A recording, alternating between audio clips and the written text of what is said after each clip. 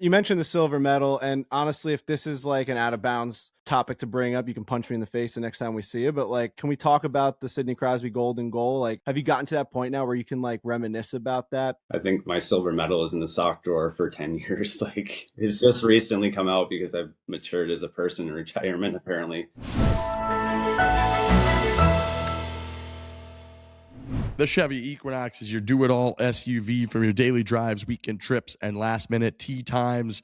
Big show today brought to you by Chevy. We are fired up coming off the gold medal game, the United States of America. We have a very special guest in Ryan Miller. He was the MVP of the 2010 Olympics and a silver medal effort from the United States of America. He was on the unfortunate end of the golden goal, but he talks about all of it. We really get into it with them about how much this means for USA hockey.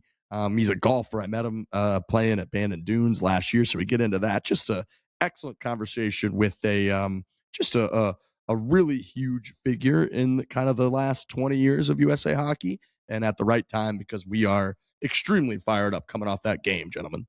Yeah, it's pretty surreal to be able to talk to him. I mean, you see the golden goal by Sidney Crosby for my entire life, for the last 16 years of my adult life growing up with being a huge fan of hockey. That golden goal, Ryan Miller being on the wrong side of that.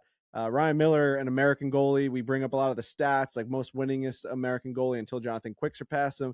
Really great to have him on. Just a super American hockey player, American car manufacturer, and Chevy always being by our side, especially during this nasty winter and all this snow that we're getting in the Northeast. To be able to hop in a Chevy and drive those terrains and battle whatever is in front of you. That's the American way. That's what the American hockey team did. That's what American golfers got to do for the Ryder Cup. Like, they need to take something out of what the American hockey players just did.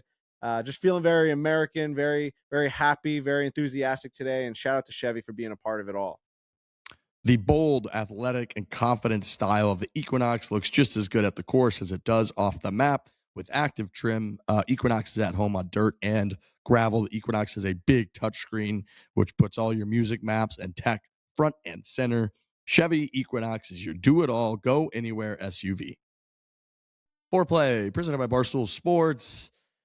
Congratulations to the United States of America, both men and women's Olympic hockey teams with the gold medal, both winning in overtime, both over Canada, who invented hockey. We have a very special show today with Ryan Miller, who was the 2010 Olympic hockey MVP for the United States of America. They won silver that year. The golden goal, Sidney Crosby. We had Ryan on for like an hour almost, a full hour. Really good dude. I met him on a golf trip to Bandon Dunes last October, which we get into a little bit. Just have stayed in touch with him, hosted him and his son Bodie out here in Arizona. Me and Kyle Cochran did like a week ago. So just kind of hit him up. I was like, would you like to do the podcast after the gold medal game? He was like, absolutely. And just a really, really good dude. He knows the ins and outs of hockey like you wouldn't believe. For a while, he was I believe the winningest American goalie in NHL history. Jonathan Quick recently passed him, but just an icon in American hockey. He was also on the 2014 Olympic team. Awesome guy. So, with how big of a deal the gold medal game was, I thought it'd be really cool to have him on. He was great. So that's the second half of the show. People are going to love that. But, gentlemen, one of the coolest sporting events I can remember watching, everybody being into it, the red, white, and blue, the rivalry that we have with Canada, the fact that we never, ever win this game. We never win this game. My whole life, we have just not won this game. We've lost in overtime almost every time, it feels like, in 2010, which, again, we get into with Ryan Miller. But even the Four Nations last year with Connor McDavid scoring in overtime, like, we just never win this game. It had been 46 years, and we won the fucking game. It was awesome. Yeah, hard to put into words how incredible yesterday was. I mean, the anticipation, the hype, everyone getting ready for it. I think the morning aspect of it added to it. It was memorable. It's something I'm going to remember for the rest of my life. We watched at Borrelli's. We had 250 people inside the restaurant, more packed out than you would for an Islander game. That's the awesome. bar was stuffed in. The back room was packed. Everyone there, Islanders fans, Rangers fans, Devils fans. It didn't matter. If you're wearing the red, white, and blue, you were let in. One day a year only that Ranger fans are going to come watch hockey at Borrelli's. But just the best time ever. Celebrating stuff again, like with my dad and my loved ones, watching hockey, the thing that we love to do. It's something that I don't take for granted. And the United States brought us all that joy and excitement, both with the women's team, because that was an incredible come from behind win. Hillary Knight scoring that tip-in goal to send it to overtime and then winning. I went to high school with Hillary Knight. How about that? No way. Really? Yeah. She went to Choate Rosemary Hall. She was, dude, she's been, I was on the phone with my mom the other day. My mom was like, I could not believe when I turned on the women's gold medal game. And she's like, and Hillary Knight was still out there doing it. Like we were, she was, I think, a year behind me in high school. So like, she was like 15 when I was 16 years old. We were playing, hockey, not together, but for the same school, the women's team, men's team. And she was unreal. I remember us all kind of talking around that time, like, is she going to make the Olympic team? She's definitely going to be an Olympian going forward. And then sure enough, a couple years later, 2010 was her first Olympics. So to see her out there still doing it as the captain, scoring the tying goal and becoming like the highest scoring U.S. woman of all time in the Olympics was just like surreal for me. But you're right, that game was awesome. Oh, incredible game. They're just bigger, better, faster, stronger than Canada. They deserve to win that game. The men's side, it felt like it was an uphill battle, even though that we were leading the game. It just felt like one of those that you're just going to have to grind it out. And boy, did they ever. I got super emotional watching our guy Brock Nelson put that gold medal around his neck. I've been talking about this for months at this point, ever since he got anointed a player on the United States Olympic team. I've been pushing the Brock train for the Olympics. You can go back on my Twitter. I was putting up, I would look up documentaries on War Road so I could get gifts out of it, because I was trying to do Brock Nelson for whatever that was, a 2018. I don't even know what that was before COVID, that Olympics. This guy has only cared about the Olympics. Yes, he cares about the Stanley Cup, but like his being, his bloodline has been Olympic American hockey. His grandfather and his great uncle were both on the 1960 team, gold. His uncle, Dave Christian, gold, Miracle team. And he's like a huge part of that. You can watch the documentary. Dave Christian's all over it. Then Brock Nelson comes around. He's that third generation. It's on the mother's side, so he doesn't have the same last name, but he looks up to his grandfather. He looks up to who's still around and comes to all of his games, by the way. He looks up to his Uncle Dave, and like for him to wear that sweater, for him to wear that jersey and win gold, 3 generations, 4 of Brock Nelson's family having gold around their neck, is so preposterous when you think they've only won 3 times in United States hockey history. Like, what are we actually talking about? They've only won 3. Every time we win, it's with these guys. So amazing. I can't believe I talked to him last night. He's over the moon. He says, I love this country. I love playing with these letters on my chest. And it's really, really great to just see him get it done. A lot of people were saying he shouldn't have made the team, and he killed penalties. Even for me, I hate to say it, and I said he hated America after the first game because he took that goal away from Brock by tapping the goalie with a goalie interference. But JT Miller and Vincent Trocheck, 2 New York Rangers, and Brock Nelson killing off penalties, 5-on-3s, blocking shots. JT Miller at one point dove and knocked the puck out of the zone when he had literally nothing left. Nothing left in the tank. Like, I didn't play hockey, but I know even from playing roller hockey, like you get nothing left. Like that lactic acid builds up to your freaking top of your head. You got nothing. It's concrete legs, and you're just, you know what that was? That was Freebird ringing through his body. That was a bald eagle just somehow just injecting some sort of extra boost power to be like, we're not fucking losing this game. Brady Tkachuk, Matthew Tkachuk, just like the brothers, Quinn Hughes, Jack Hughes, like brothers, American brothers, the Hughes brothers. Their mother is a coach for the American women's gold team. The whole Hughes family. You got Luke Hughes, who's still in New Jersey waiting for the Devils. He's probably going to be on the team at some point. It's unbelievable. Just like, it's so American, it's like, so like, it's family oriented. It's gritty. It's like, it's generations. We just read 1776, like fighting for your generations after.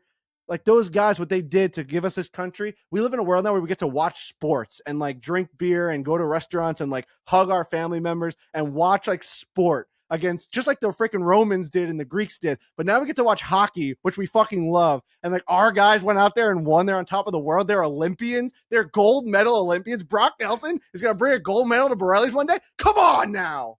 That's incredible. I mean, that was an all-time. I mean, I feel like I was in a movie scene just now. But all time. The thing that's great about the Olympics is I don't know any of that history that you listed off. I know the Brock Nelson stuff, but like I don't know the hockey history. But I was just as enthralled with what went down yesterday as I was like watching an Iowa football game. Like a week ago, I knew none of these people, didn't even know what the stakes were, didn't know what was happening. And then yesterday morning, I was bleeding red, white, and blue, and I needed a gold medal from the men's U.S. hockey team. And we got it.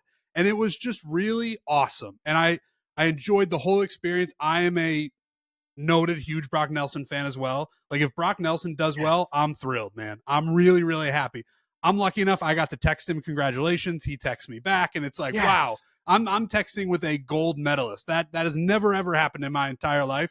He's the best. So if he's happy, then I'm happy. And clearly the men's, the women's winning over Canada. This is the thing that a casual like me gets excited about. And I know you guys, the hardcore hockey fans do as well, but like fuck Canada. It's our sport now. You guys started it. We are the best and number one at it now. Like I know there's been a ton of crying from the Canadian side. I saw some weird comments from Nathan McKinnon, a guy I didn't know existed 48 hours ago, being like, I don't know, you guys decide who won. We won. We scored the most goals. And when the time came out, America was on top. So I don't want to have beef with Nathan McKinnon, but if he doesn't think America won that game, he's got something else coming to him.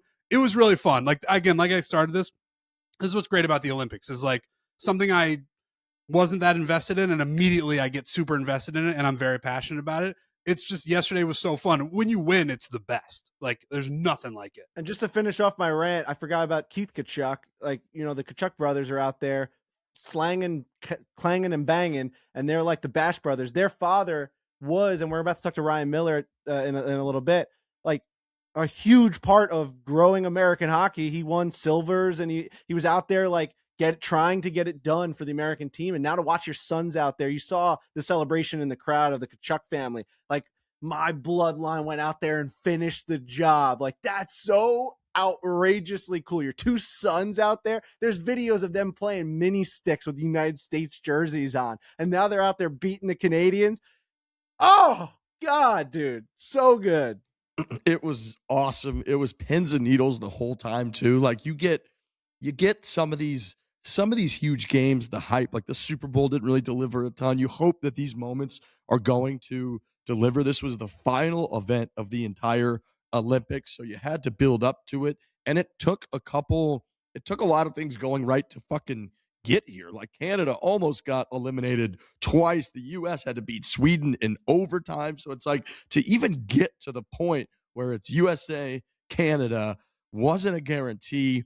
To get to that point, I think you're right too, Frankie. Like the morning thing, it reminded me so much of the TJ Sochi game when he was going out there over and over again in the shootout against Russia, because it was in Russia and that game was at like 6 a.m. local time or whatever the hell it was that year. So I remember we were doing like bacon and eggs and having drinks that morning watching that. It reminded me so much of that, where it's like we had a big crew at it was basically our version of Borrelli's. Our buddy Brody opened up his Italian restaurant. We had a big crew in there. Mike Commodore was in there with the USA hat on, which was hilarious. But we were all in there in the morning, and everyone's kind of looking around like, I feel like I'm not even in real life. Like it was just Saturday night. We were just having a couple drinks, hanging out. I wake up. It's like here it was 6:15 in the morning, and we've got like cocktails, and we're chanting USA. And then they score, and they go up 1-0, and then Canada comes back.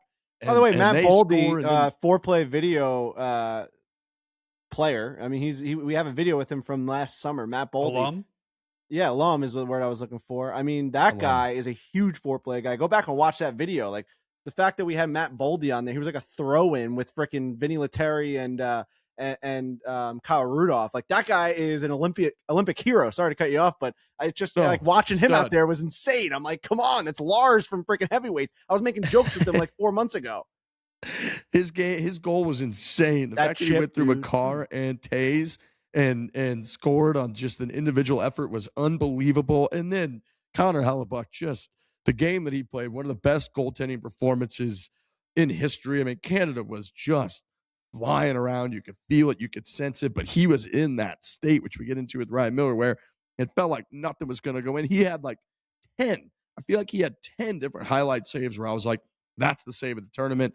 Obviously ended up being the paddle save is like the save. I have no idea on planet Earth how Devon Toews did not score that goal. That was one of the most shocking saves in history, but it felt like it was like that almost the entire game. Like you couldn't take a second off. It was just every minute you're so nervous that Canada was going to score and you're so hoping that we're going to, and then they get the penalty and then the 5-on-3 for a minute and a half, which is like a 5-on-3, Trent, is like a guaranteed goal for an average NHL team.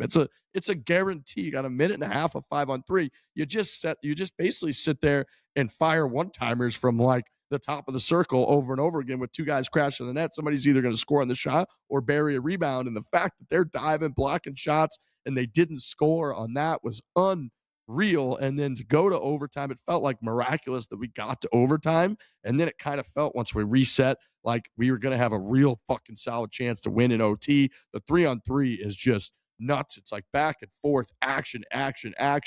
And then you just kind of could feel the goal developing with like the turnover just inside our zone. You come down, it was like kind of a 3-on-1, a little broken play. You just felt like we were going to score. And when we scored, man, everyone erupting around the whole country. It was just one of the all-time sports moments. It felt like everyone was having the same experience, kind of, it felt like, around the entire country. I'll just never forget it. That was as good as it gets. Also, a 0 out of 10 from the director and the cameraman on the goal. Terrible. You can watch the video. It's got millions of views of me reacting to that goal. I didn't know it was in until I'm watching it. I've watched hockey my whole life. The way that the camera didn't pan to anything for like 7 seconds was psychotic. Like they didn't show the celebration. They didn't show him skating away. They actually panned away a little bit where I thought that the puck had like rimmed around the boards for a second. It almost looked like he was panning out because the puck missed wide. And you can see in the video, my buddy Mike is the only one who jumped up at first. And then when you hear the announcement, you're like, oh my God, that's in. Just to mess that up is psychotic. Like, and I know that they messed up the golden goal with Sidney Crosby back in the day too. Like they didn't cut to it. I don't know like what's going on with that. That's outrageous. That's your one moment. How do you mess that up? We have such great moments in like cinematography and like live sports. Think about like the Charlie Puth shot when he was singing national anthem at the Super Bowl this year. That shot of the flyover with him hitting the last note. That's getting it done. What they did at the Olympics was an atrocity. I mean, that was like, that's outrageous. You got to be what, Ryan Richardson? What do you got? So I will say I worked in TV in college, and that's like 101 stuff is after something happens, you follow the hero. So the camera They missed it. Yeah, they didn't even cut to the guy that scored the goal at all. It's like I know that, and I worked in TV as an intern for 2 years in college. So that was crazy. They didn't follow. Go back and watch how long it's going to make you. It's going to send shivers down your spine. How like anxiety ridden you're going to be watching how long they hold on the crowd. It's fucking psychotic. It's crazy how long they stay on the crowd. Dude, they're gone. They're gone celebrating. They're already in Miami. They apparently they flew to Miami today because of the weather we're having up here. Like they're gone by the time they cut to freaking Jack Hughes. No, that was wild. That was absolutely wild. And conversely, the golden goal from Megan Keller was as like smooth and perfect as it gets for a golden goal. Her walking that other girl and then just the backhand effort, it dribbling right through and across the line, her celebration, that picture, that phenomenal picture a bunch of people tweeted out, put all over the place of the American flag with her celebrating. That one was like as clean as it gets. That was great. You mentioned Hellebuyck. You go back. I mean, I don't know what you believe in, and I don't know where you come from, but if you don't think Johnny Gaudreau had something to do with those pucks not crossing that line, I've seen a couple of edits that like brought tears to my eyes of like Johnny Gaudreau pushing a puck away or like, and it looks like he's an angel out there on the Nathan MacKinnon shot. Nathan MacKinnon has not missed a wide open net like that since he was 6 years old. Like that there's no way that ever happens. Devon Toews, Connor Hellebuyck getting his freaking paddle on that. I love Devon Toews, wore a turtleneck to his wedding. Couldn't be happier they didn't score that goal. I mean, and I don't think that he would ever shame me for saying that. I don't know how it didn't go in. I think it's one of those situations where it's like a tap in and you just push your stick forward and you think that you have enough juice on it. You're just trying to get it in as quickly as possible. There wasn't enough juice on it. Connor Hellebuyck was able to go back, get a piece of it. It somehow goes sideways instead of trickling in. Even getting a paddle on that you would think would still trickle over the line. Hockey's incredible like that, where there's these scrums with 6'3" men on ice skates and sticks smacking a black puck towards a net. And somehow it always just like trickles towards the side, or Charlie McAvoy gets in front of it and it hits his arm. Like, you know what I mean? Like, that's a pretty big, wide open and gaping hole. A yawning net. Sometimes they call it when like the goalie's moving away, or yawning something. But like, it always amazes me when that puck doesn't cross that line in those scrums, and the fact that it always came out for us. Like, there were a couple times where that bad director and camera guy like would just zoom in on chaos, and you're like, oh, like that's in 2 seconds, Canada can just start throwing their gloves up and they're going to start celebrating. But it always trickled out to the side. It was incredible. So I think there was something else at play, a higher being, someone wanted the United States to win this time, because I mean, even McDavid had a breakaway in the third. Celebrini had a breakaway in the third. Hellebuyck was just, you couldn't get one past him. So a game of a lifetime, fellas, an absolute game of a lifetime. We'll remember for the rest of our lives. The gold in 2026, USA all the way, man. What a performance. What an absolute performance that was. It did feel like 100 times. It felt like, oh, they're going to score here for sure. Oh, my God, how do they not score? How do they not score? It felt like that the entire time. So Hellebuyck is just, he's golden. He's golden forever now. I've given him a lot of shit. The Blues always play the Winnipeg Jets in the playoffs, and Hellebuyck is always the best goalie during the regular season, and then always has a little bit of struggle in the playoffs. So I give him shit after shit after shit. To stand up in the biggest game, incredible, maybe in USA hockey history, or at least top 2 at this point, I would say, to stand on his head the way he did was absolutely phenomenal. Yes, Canada carried the play, and for him to gut that thing out for the entire team effort on all the penalty kills and everything, it was so American, like you said. It was so fucking awesome to watch. And we got a lot more on it with Ryan Miller, who, like I said, joins the show for like an hour. So we're going to get to that pretty quickly. We do transition real quick. We got some golf to get to. We've got a couple things to announce. We've got a nice video coming up from TPC Sawgrass with you fellas. That's coming out, I believe, on Wednesday, I think. That's coming out already. I love that. Yeah, we went to TPC Sawgrass, and I didn't give away too much of it when we did the recap show after NASCAR, after the Daytona 500, but a huge part of that weekend was going down there with my father-in-law, my buddy Tom, who I played high school golf with. I've grown up with my entire life. He's a police officer. He's a detective. Like, this isn't what he does for a living, is play YouTube golf, but we threw him on with us, and we had a day at TPC Sawgrass. Trent came with us, and we tried to do, Trent and myself, a breaking series. So instead of breaking 85, it was breaking 185. Hardest golf course we've ever played, especially in tournament conditions. And you'll see it gets pretty intense towards the end, and it's definitely one to it's worth it to watch it. And it's just one of those feel good videos. I haven't seen it yet, but I can imagine, just from being there and being a part of it, like it's people playing a bucket list golf course for the first time, and just like all the emotions and all of it's what's best about golf. It's why we love the game. It's like why we spend so much money trying to play these top courses and travel and do these trips with our friends. It's those memories that you make. It's those experiences that you get to share. And we got to capture that with my father-in-law playing Sawgrass. He's been watching the players his entire life. He's a huge sports fan. To be able to go play TPC Sawgrass, and like I said, a guy that I grew up hopping a fence with, playing Eisenhower Blue. We're stealing golf balls from the frickin' driving range and bringing them over to a par 3. We're playing high school golf against like Cold Spring Harbor, getting our dicks kicked in. And Tom at one point walked off the golf course during counties because he played bad in the front 9, and we'll never let him live that down. And like, it's just like we have all this history in this game of golf. To be able to be out there and like playing something like TPC Sawgrass, especially with the grandstands up, it's giving me chills just thinking about it now. And especially what happens 16 through 18, you got to just go watch the video. So go give it a look. Yeah, I mean, the last time I was there, last time I stepped on that property, I made $1 million on the 17th hole. So it was my return to the 17th hole, trying to exercise some demons. You guys got to watch to see if I was able to accomplish that, because I've got real demons at that golf course. Real an iconic demons. Moment, really. God. So make sure you go check that video out. I believe that's coming out on Wednesday. All right. In the golf world, we had Jacob Bridgeman breaks through and wins, playing really, really great golf. He nearly won a week ago at Pebble Beach, gets it done at Riviera. He had I thought his interview and some of the comments afterwards were great. He's boys with Chris Gotterup. So he was telling a little bit of story about talking to Gotterup after the WM Phoenix Open and basically giving him shit, being like, it looked like you were so uncomfortable over the putts. Why were you so uncomfortable over the putts? And Goddard was like, I was unbelievably nervous. That's why I was so uncomfortable over the putts.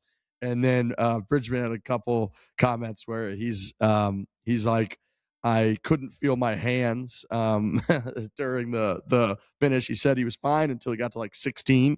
And then he basically said, like, I could barely feel my hands. I was so insanely nervous. He talked about how he had this dream forever of coming up, the 18th hole of a PGA Tour event with like a 4-shot lead and able to enjoy the walk. And he's like, I didn't even pick my head up walking up 18 because I was so nervous with a 1-shot lead. So anytime you see kind of a breakthrough, we love when the stars win. We love when Rory wins, and he was right there. He had a great week. We love when Scotty wins. It adds to legacy. Stars are great for the game. But sometimes you get someone breaking through and sort of like realizing a dream, maybe a name that people don't know, don't see all the time, and seeing how much it means to those people in those moments, hearing about them talk about the experience of trying to get it across the finish line for the first time. Really, really cool to see, and to see it at a place like Riviera, which is a very prestigious spot, one of the best courses on tour, and is only going to get more prestigious over the next 5 years because they're hosting a bunch of big events. Really cool story this weekend. He was almost shaking in his post-round interview with Amanda Balionis, and I get why. He needed to make a 4 on the 18th hole, and he had a 25-footer for birdie, and he left that like 10 feet, not 10 feet, but he left that incredibly short. It was a little bit over 3 feet, dude. It was still some meat on that. There's definitely nervier putts, but having Tiger Woods standing on the hill, you're at Riviera, you played all day with Rory McIlroy, who is sort of making a charge. He just chipped in on 18.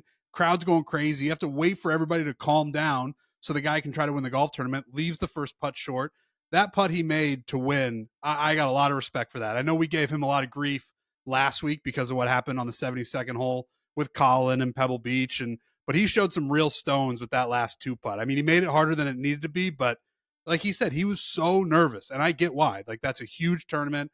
Tiger Woods is there. You're going to get to shake Tiger Woods' hand as the winner of his golf tournament.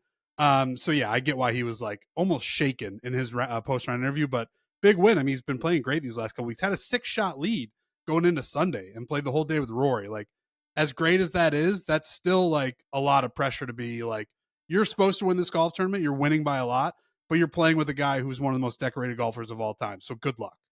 Yeah, I mean, it's that momentum thing we talk about in golf where randomly these guys will go on these runs. I mean, Ben Griffin did it, and he stayed kind of hot and made a Ryder Cup team. But, when Ben Griffin won his first event, and then the next week, Ben Griffin, I think, like finished like top 3, maybe finished like 1 back in the tournament, and the next week he won. Like, whenever you're chipping away, it just shows you how momentum in golf for these guys' swings in their games is so important, and how you really can catch fire in this game from week to week. I mean, Bridgeman being at the top of the leaderboard 2 weeks in a row is so outrageously random, but yet it speaks to how the momentum can really help these guys. So good for him to get it done and take advantage of being hot and his swing feeling good and being on top of his game, because once you take advantage of that, your life has changed. Some guys take advantage of it and some guys don't. And the guys that do end up being winners. So it was incredible to be able to watch that finish with Rory like holing out from a bunker, and then like just being like having to, like you said, fight off Rory McIlroy. It's not an easy thing to do for a full 18 holes, and Rory making that bomb putt from off the green on 18. The way that they kept showing Tiger on that hill was so funny. Like, even for Rory's putt where like they zoomed in on Tiger and he smirked and he goes, "Is he one back?" Like, it was so random, like having him stand up there, and it was like a little ominous as well. Like, oh my God, like there's the guy, like a little freaky watching us over our shoulder. It is a little like, it's a little intimidating. It's a little like weird, but also kind of cool, I think. And it's very, cool. It's also, they like, I remember, Arnold Palmer used to always be out there at Bay Hill, but it was also like Arnold Palmer was like really old at the time. Tiger's in that spot where he's like still kind of going to maybe compete against these guys, but he's also this like figure, in the game of golf. So him being kind of presented that way, I agree, was a little bit kind of like weird, but awesome finish. That he's still jacked. He's so jacked. jacked. His upper body is so absolutely yoked. He that setting at Riviera, and so Riviera is going to have the U.S. Women's Open this year. In 2028, they're going to host the Olympics, and in 2031, they're going to host the Men's United States Open. So Riviera is about to just get, we're going to get hit with a lot of Riviera and big moments over the next 5 years, and it deserves it. It's such a cool spot. LA is obviously as big a city as we got, one of the biggest cities we got, huge market. And that setting around 18 with the hill and the clubhouse and how cool that hole is one of the cooler ones in the game. So, yeah, with Tiger there and Rory holing the shot and him trying to close it out, like that is about as intimidating and nerve-wracking of a spot as you could be in to try to close things out. And we've talked about it too. That like 3.5 foot range is puke zone. You'd almost rather have 8 feet, where it's like you kind of, if you miss an 8 footer, everyone's like, yeah, of course you miss an 8 footer. They miss those all the time. You miss a 3.5 footer, it's like the biggest choke job in history because it's so close you're supposed to make it. So that was like, that gives you the heebie-jeebies standing over that one. But glad he made it, and just seems like a real like appreciative guy. And I'm very mad at myself for what you were just talking about, Frankie, where it's like we've seen this so many times, and yet I didn't see it on the DraftKings Sportsbook, where it's like this guy playing really well last week. Of course he's going to play really well this week, and he wins the event. Why wasn't I foreseeing that in any way? Because pops it up seems like it was so obvious. Guys like these pop up once a year. It's just, and you got to be able to see the board. I'm sure his odds weren't as crazy as we're probably anticipating because he did finish second last week. But like, I'm telling you, there's something about this game, man, where it travels. And obviously they were in California the whole time, so it's not like he had that much traveling to do. But that game just when they're on top of it. And you have that spark, that fire, they can just, it's amazing. You can just become the best golfer in the world for like 2-3 weeks. Anyone. It's incredible. It's absolutely incredible. We mentioned a few times, but great week from Rory. It's kind of, nice seeing him playing well. That's always better. Scotty, with kind of a gutsy week, I guess, where he ended the streak of the top 10, but he did make the cut with like kind of a crazy finish, and he holed that putt to make the cut, which was keeping his streak alive. So not the best golf we've ever seen right now from Scotty, but having said that, he still made the cut. And over the last 2 events prior to this one, he missed out on a playoff by 1 shot in Phoenix and by 2 shots in Pebble Beach. So it's not like he's playing horrendous golf, but obviously him not winning. His top 10 streak is over, but he finished 12th. So, it's not. We jinxed the shit out of him. We just went through every single one saying how outrageous it was. He hasn't finished over like 7th. Still, you throw a 12 in there. It's not exactly. No. It's not. It feels like Scheffler standards, but the fact it is funny. It's like he beat like dozens of the best players in the world. He only lost to 11 people. Whatever the hell it was. And so, it's not the worst week of all time, but overall, great event. Tiger with more of a doubling down, I guess I would say, on potential Masters appearance when he was asked. They were Nance and Trevor Emmelman were grilled him pretty good. Trevor asked him just directly, is there a possibility that we see you out there? And he was being just classic dad jokey Tiger up there in the booth where he's like, hey, chance we're gonna see playing out at the Masters. Like, oh, we're definitely going to see some people playing at the Masters, huh? And then Trevor just asked him directly. I was like, is there a possibility we're going to see you? And he just goes, there is. And then there was a weird, 3-second silence where they just kind of looked at each other. And then that was it. And they're like, would you play any other events before?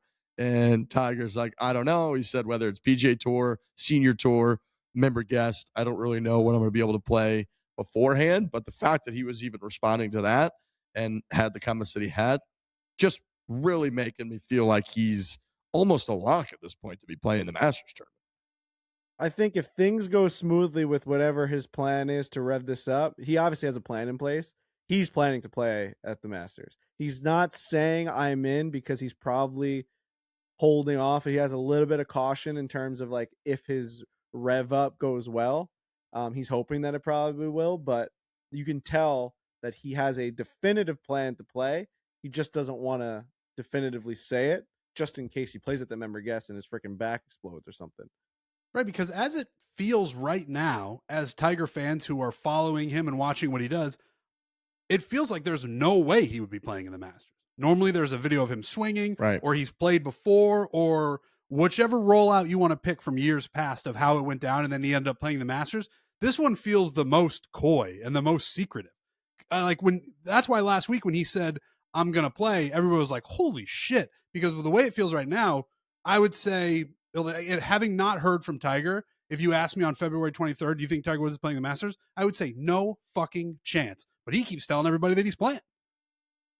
It wasn't even on my bingo card that Tiger Woods was going to play the Masters. He was even going to play golf this year, to be honest with you. Like, he came in, he's not even playing TGL. You got to walk like 8 yards in TGL on perfectly flat terrain to play TGL. He's not even doing that. So I'm with you. Like, it wasn't even a consideration for me that we might see him playing in the Masters. He didn't even show up to the Ryder Cup. It was like he was just sort of like a ghost, it felt like, for this couple year stretch. He announced that he had another surgery like late in the year last year, it felt like. So then he was like out for the PNC, and you're just like, oh, we're doing this thing again. It's going to be at least another year. Probably won't see him at all. And for him to just 2 weeks in a row now be like, oh yeah, Masters, like to be as definitive as he is shocking, and I love it. It almost makes me wish that someone would be more specific. Well, did Trevor Immelman or the other person say 2026? Like, I could see him playing in the Masters again as an open concept. Sure, he's being invited back every single year, but I need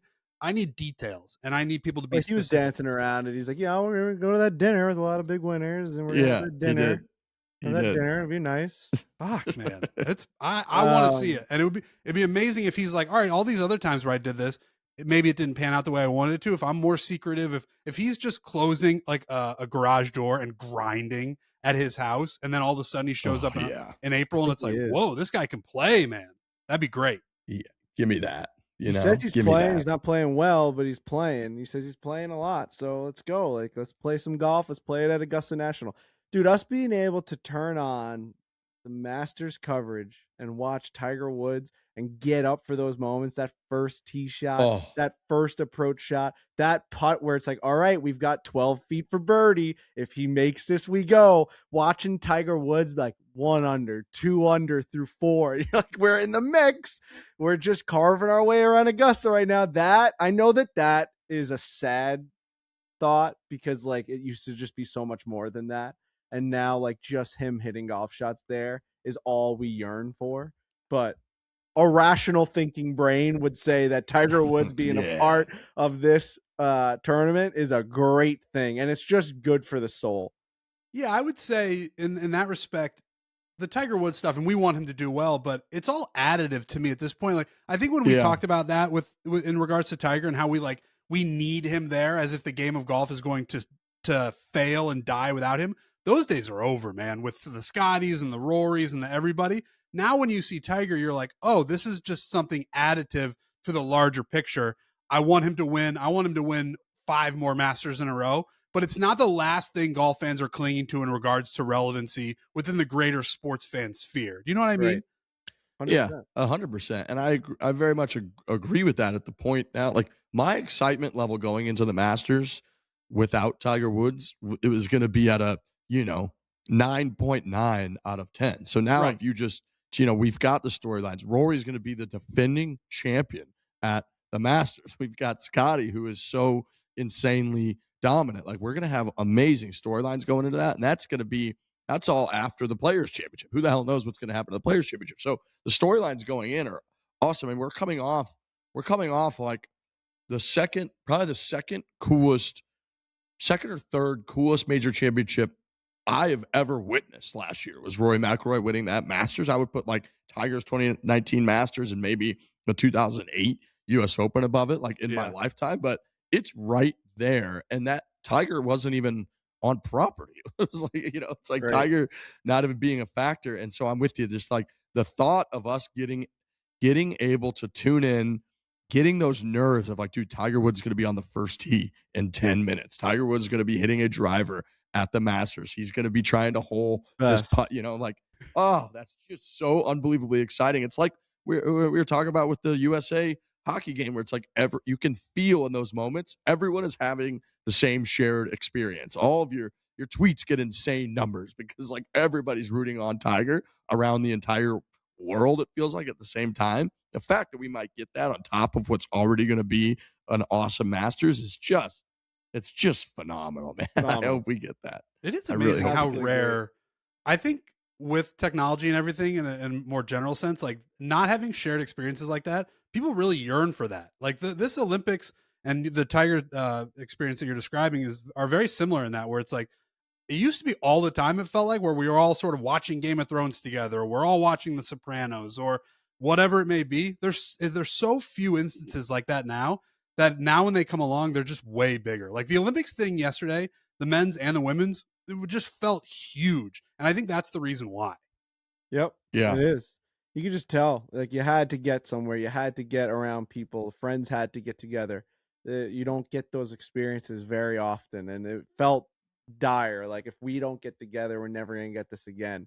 And you don't get many moments like that. So speaking of, before we get to Ryan Miller and finish this up, you want to talk about the 1980 Olympic team? We haven't won since then. You know what else happened in 1980? The Islanders rattled off a quick 4 Stanley Cups after that. So a lot of people have been chattering around. We got Schaefer. We got the second half of the season going on. When the United States won gold in 1980, the New York Islanders won in 80, 81, 82, and 83. So, you know, if history repeats itself, fellas, there's a lot of stuff going on with like the history. It was on the same day we beat the Russians 40, 60 years later.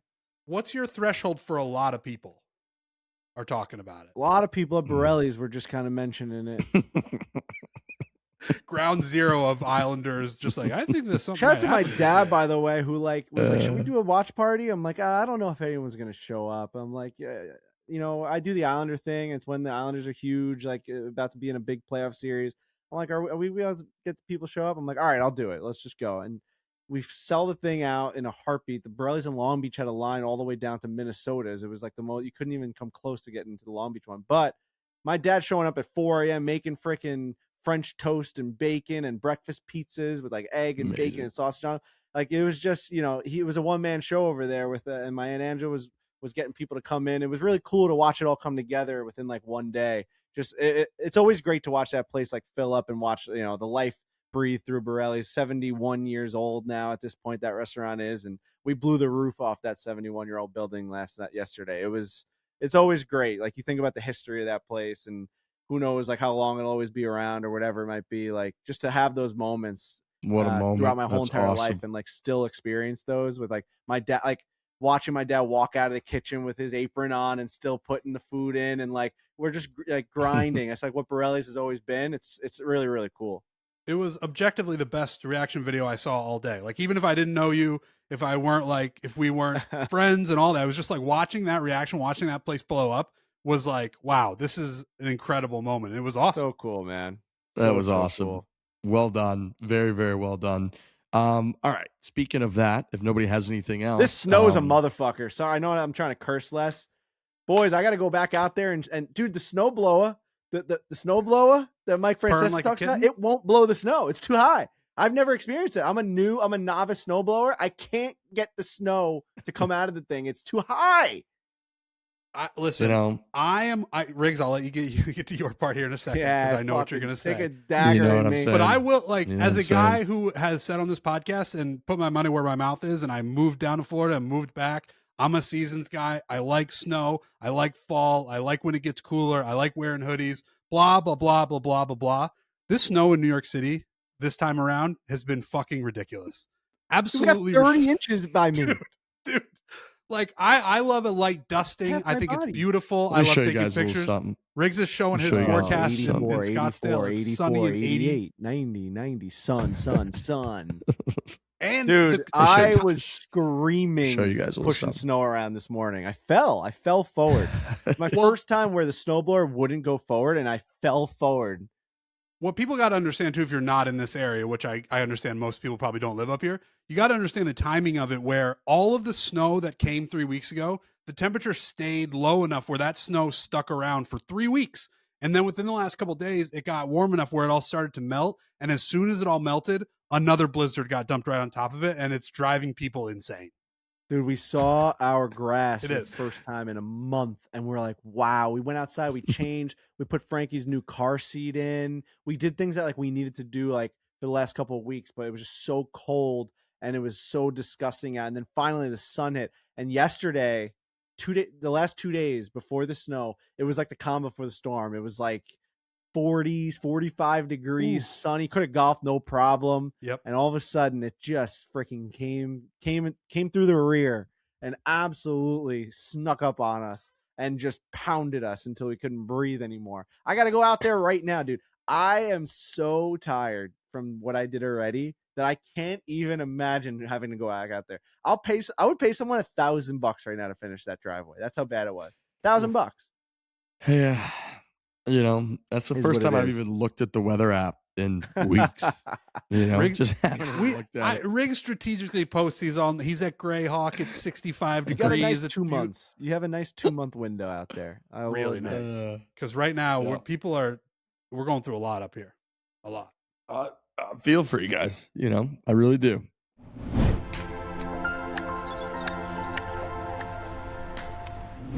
You are a grown man making better decisions about what you put in your body, but are you paying attention to what goes on your body? Here's the thing. Using grooming products with harsh chemicals is like washing your car with dish soap. Sure, it might get the job done, but you're stripping away the protection and doing long-term damage. Most guys think they have to choose either products that work or products that are better for you. Every Man Jack says that is BS. They're clean, naturally derived formulas, have none of the garbage the other guys use, no parabens, no dyes, no shortcuts, and they're incredibly effective. This is great stuff, guys. Yeah, this is coming at a time when I'm really have a heightened sense or awareness of this stuff just because we have the baby and everything that we buy for the baby. You're always constantly looking at the backs of bottles and you're seeing if it's safe. And I've been saying to Hannah, like, why aren't we getting the same type of stuff for ourselves? Like, it's amazing that when you like get older, you start to like get less healthy like products. I don't know why we don't just use the stuff that's like, if it's safe for a baby. So like, it's amazing that this brand now is helping us get just healthier and safer, and stuff that we're putting on our body is just, it's coming at the right time for me because I am very aware of it right now. And I think I'm actually shoveling as much snow as anyone's ever shoveled snow in the history of the world, and I'm dripping sweat underneath the 19 layers. And I've been saying I stink, so I cannot wait to get into the shower and use this because I just gotta clean my body, smell good, and feel fresh and healthy. Their coconut-based body wash cleans while hydrating. Their new 48-hour antiperspirant has unbelievable glide and staying power. That's what I'm rocking right now. Every Man Jack, clean, effective, made for men. What more could you want? Start your new routine and find Every Man Jack at Walmart, Target, Amazon, Kroger, or wherever men's personal care products are sold.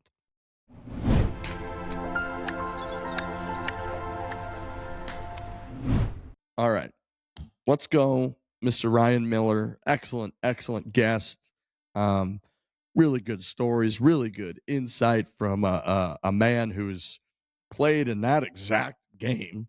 In 2010, he was the MVP of those Olympics, one of the best American goalies in the history of hockey. So let's throw it to Ryan Miller. Let's get into it. We've got Ryan Miller, one of the great American goaltenders of all time. 2010 Olympic hockey MVP, was in goal for, it's been 46 years since the United States won gold.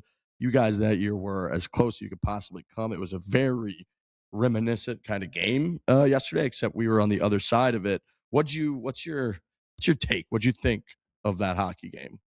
We woke up early.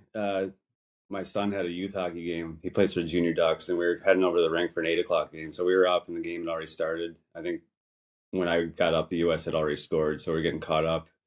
And honestly, it was kind of trippy because we watched it a little bit. We watched it on our phones, and we got to the rink, and they put it on just as it was getting late in the game. They put it on some of the TVs there, so all the kids were just hanging out watching. All the parents hanging out watching. So it was pretty cool to watch, and I think the kids were telling them, "Hey, get dressed. You can come out and watch overtime," because they were all excited. And right as they they scored. They had 5 minutes to get on the ice for their game, so it's kind of perfect. Like, hey, you guys just watched a gold medal being awarded to the U.S. team. Like, let's go play some hockey. But it was cool. It was great to see. It was the U.S.'s time for sure. They've been building towards this over those years since the NHL hasn't participated in the Olympics. You saw the U.S. program in the World Juniors and the U18s and various tournaments, having a lot of success, and these younger guys building towards something. So it was awesome. I was more emotional than I thought I'd be, actually. It brought up a lot of stuff that I probably buried.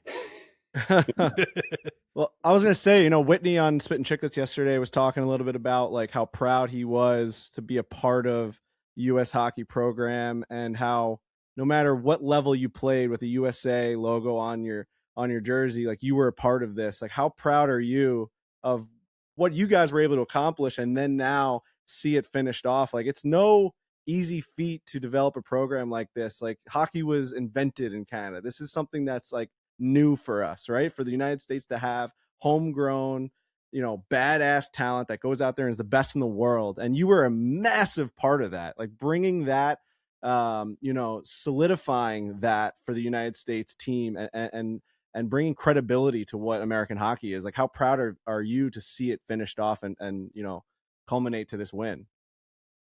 I'm definitely proud. It was great to wear the U.S. Jersey every time. I got a chance to do a couple Olympics and 3 World Championships, and just every time it was just an amazing experience. It definitely becomes something different when you're playing for your country. So proud of what we were able to accomplish over the years in 2010, 2014, making some big steps and being really, really close in those tournaments. We finished obviously with the silver in 2010, but 14 was hard. Like, finishing 4th, it's like just outside of your reach. You're right there. I think we were right there with Canada in a tight game in the semifinal in that one too. So it's been building for a long time at the Olympics, and I'm just happy to see us get over the hump. It's something where I can't imagine being a part of that group. That had to feel so good. And just the drama of the whole game too. So many close calls, so many ups and downs, and for things to kind of go the Americans' way was outstanding. I was talking buddies with Brock Nelson over there, and I've been doing the Brock Nelson for the Olympics parade for about 20 years at this point, since he's been like at North Dakota. But I texted him last night, and I was like, that was the most American win of all time. Like, backs against the wall, killing 5-on-3s, live to see another day, and end up on top somehow. Where you've got the rest of Canada saying we dominated you and all this. It's like, we're the ones fighting the gold medal right now. Yeah, that is so American. Like, no matter what, when everyone felt like it was no chance, backs against the wall, everyone, we had a huge watch party. You could feel the air get sucked out of the room on the 5-on-3, and they just it was a gritty battling win. And that is what it was, an American success story. I mean, that's what that was. Just the ups and downs that Jack Hughes went through. Oh, loses his teeth, then takes a penalty. And then at the end, like you said, biting the metal. Like, he's biting the metal. He's missing 3 teeth. It's just it is like the most hockey thing ever, and it's the most. It just goes to show you kids out there, it's an up and down world. Like, you stick with it, and they got it done. I want to ask you about Connor Hellebuyck. He had a phenomenal performance. I kind of mentioned off top, but you in 2010. It reminded me so much of that run. I believe that's the year you won the Vezina, you won the MVP. I think when you guys beat Canada in the preliminary round, I believe you had like 42 saves or something of that magnitude. So watching him last night or yesterday morning, I guess it was 6 a.m. our time over here, 5 a.m. for you guys. But he seemed to be in kind of that like hockey goalie flow state almost, where it was just – he was seeing it. He was swallowing pucks up. Rebounds were going to the corner. They weren't really staying out front. What's it like when you kind of get into that state? I think he was definitely in something like that, because it's hard to describe to anybody. Because I think when you played, but as a goalie, when when you're watching the game from outside, like even as a forward or outside at the rink, and you're watching a goalie, everything kind of seems like it might be going in a way. Like even when I'm scouting kids now, I'm kind of like, oh well, that's a pretty good save right there. That looked tight.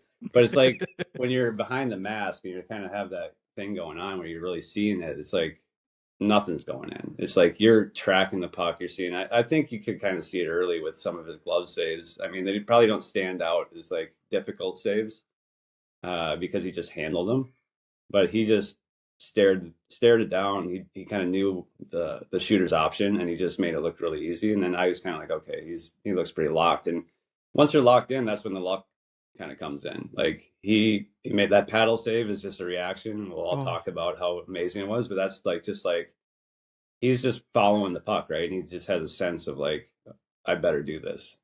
And it just all worked out for him and worked out for the Americans. And I think Charlie McAvoy makes a huge save behind him at 1.2. It's just like everybody's dialed. Their awareness just seems so high. It's great. Speaking of like tracking pucks, I noticed that too, where like, and I feel like some goalies will exaggerate it a little bit in the beginning of the games, right? Where like they'll catch that puck through a lot of traffic and they'll hold out their glove and kind of slide out. And you're like, oh, this guy's feeling something today. He did that in the first couple shots, and you're like, okay, we've got Helly tonight. But yeah, you got to show the boys what's going on. Sometimes. Right? Just a little flash of the 11. But did you see how in the beginning of the tournament they had the dark boards around at the Olympics? Like how much would that affect tracking? That actually they had to change the trim of the boards because they were too dark. Guys weren't seeing the puck. Yeah, I saw Rigsy last week when we were talking about that. Yeah, honestly, it makes a difference. It was a flash screen with the team wearing blue. Swayman was in that. Team's wearing blue. It's got a black background, almost like maybe like a dark blue in that area, almost black. And it was just kind of like perfect storm. I felt really bad for him because it looks horrible. But you want to that it needs to still be a save because of the distance. But I completely understand how that flash screen kind of set up and everything. So that's tough. Yeah, it was cool to hear you kind of talk about that because the goalies are I'm happy to see Helly getting all the love that he's getting. And you know, I'll never forget the standing ovation you got in Pittsburgh right after the Olympics was so like, I was rewatching that this morning, just kind of getting ready for this. And it like gave me the chills, just like seeing you guys get the love. Because goaltending is it's one of the more thankless positions where it's like when something goes wrong, it's a blooper that goes viral on the internet. And when things go well, it's like, yeah, he just got in the way like he's supposed to. He got in the way of the puck. So kind of like, and I remember you pulled up that last weekend, you pulled up the angle from directly behind of Swayman, and you were like, look at this. And like, we couldn't even find the puck sitting there at Greyhawk at Phil's Grill. Like we couldn't even find the puck, and we knew where it was, and that was going in. So yeah, those are tough. I think that, obviously they got through that game. And it's not a factor, but I mean, I'm glad the Olympics kind of took note of it and the players gave some feedback and they're willing to take the adjustment because they do really design that stuff for the spectacle and it has to make sense for the game. So that was good. One of my favorite parts of watching the Olympics is watching my favorite players on my favorite team gel with other players that you have rivalries with. Interdivision rivalries. You got guys that go to battle against each other in the regular season and they become brothers during this journey. Like, is that something that is true for your guys' team 2010, 2014, these incredible runs? And then like, how does that affect going forward? I know you guys are the ultimate competitors and lifting the cup is the ultimate goal, but like, does it change your perception of these guys that you play against every day when you go through something like that? It's probably easier for the goalies. You know what I mean? You're not gonna have to bury them in the corner to get the puck back. And so it's kind of just a mutual respect thing, but it did makes a good games. You're staring down the ice of a guy we're sharing the locker room with and stuff like that. Or guys coming down. I always took advantage of the practices, knowing the boys would probably love to do some breakaways because part of the Olympics is you have to have a shootout kind of mentality. NHL too, but I mean, you're a quick tournament. Everybody wants to kind of show the coach what they have so they can make the shootout lineup. And I would just make sure to do as many breakaways as I could, like just spend as much time as anybody wanted to on breakaways. I would make guys come like, let's do this, because I was like, I'm going to learn every single guy's habits, and I'm going to flip this around on them in the regular season or the playoff. And it's like taking notes. Like, I'm going to take 50 breakaways from Patty Kane. I just got to figure out what this kid's doing. Like, as a goalie, are you anticipating what they're doing? Or is it all reactionary? Like, is there like a percentage breakdown on like? Yeah, it's both. I used to study as much film as I could. Like, I'd get home from my own games, I'd watch every highlight from that night. If there was, and if there's a shootout, I'd watch the whole thing from every game that night, just to have it in my head. I wouldn't have like a list or anything. I just would learn. So during that time, I would kind of know everybody's number one or number two move. And then later in my career, as the video got better, you could break down video quicker. Because early in my career, it was all on tape, and like I would feel bad like going to the video guy, like, hey, like give me every breakaway of these guys. But later on, it's all coded, and it's like when I'm scouting now, I can actually just go on, I can hit it, like select what sequence I want or what situation. No way. And so like now you can just say, you know, at the end of my career, I'd just be like, hey, I want all the guys in this lineup. I want every shootout they've had from the last year, and they would be able to do it in like 10 minutes. So I would get that for every pregame later in my career, which wasn't as many games, backing up John Gibson for the last 4 years of my career. But maybe a little bit more of that in Vancouver. I was still doing it. Like I was just not as many guys, but then I would have every single shootout just to get a quick refresher, lefty, righty tendencies. Because guys, what they do in a shootout starts to become something they would do in a game. Right. Yeah. One of my guys that definitely got your number. I didn't look at the stats, but one of my Islander guys, Franz Nielsen, an all-time shootout guy. That little flick that looked like he was going to go forehand and then roofed it top. I mean, that guy was nasty in shootouts. Yeah, there's a couple guys who are just kind of deadly. And Kovalev was one guy who was tough. Yep. His blade was just ridiculously long, and it's like, what part of the blade is he even going to shoot from? Because he had like 3 different shots he could pull off. You're just like, you know, just guys like that. Yeah, it was, but that was fun of it too, right? Like, of course, I took, a lot of people don't like the shootout in a way, and I think that it would have been an atrocity if the gold medal game went to a shootout. Honestly, like I'd like them to play it out, but I loved the shootout in the regular season because it's just like, when am I going to get a chance going against the best guys in the world one-on-one? Like this is hope. You know, for me, it was like a fun challenge. I was like, okay, because I always used to tell myself before games, like, another game where you get to play against the best in the world, let's go. And like, so if the shootout came up, I was just like, all right, this is gonna be good.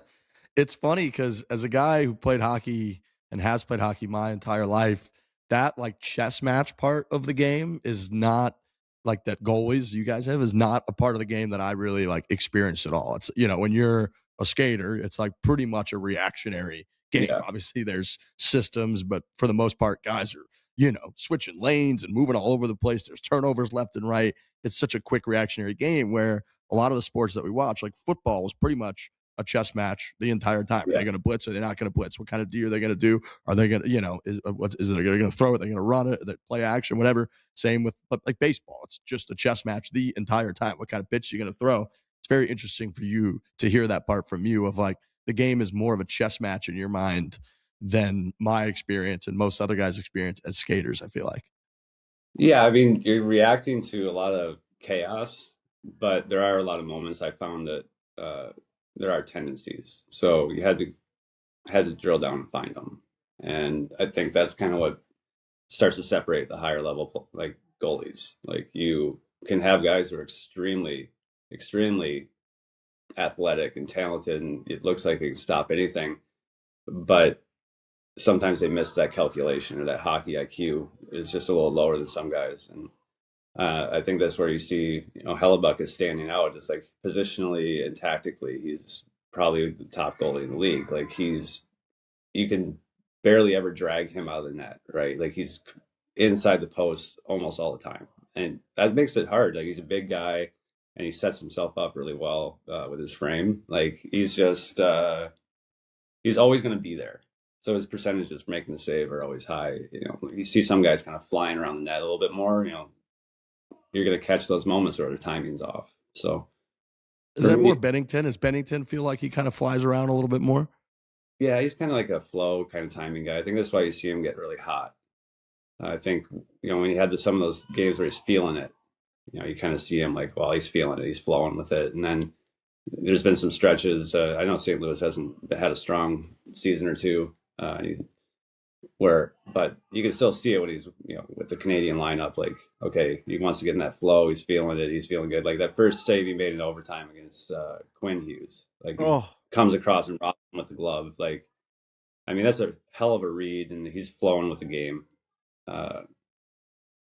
You got guys who are like that, and that's a huge save. Not many other guys can maybe make that save.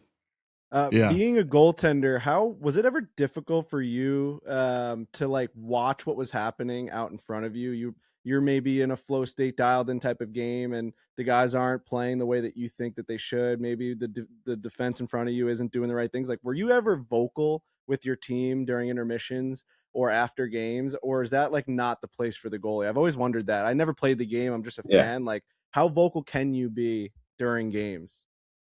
I think when you're younger in my career, I think I was probably let it affect me more. I think you quickly find out when you're part of the locker room, it gets politically, like, guys do not appreciate that, right? Like, like you have to, if you're going to talk the talk, you have to walk the walk, right? You cannot be all over guys in a certain kind of way.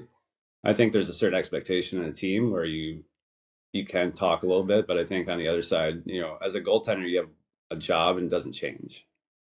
So like by you expressing yourself, I think kind of pick your moments. Like if you're constantly saying it, it's going to get ignored. If it's every once in a while or like the boys kind of need it, sure. But you have to have that relationship and that trust in the room, and you have to be able to back it up.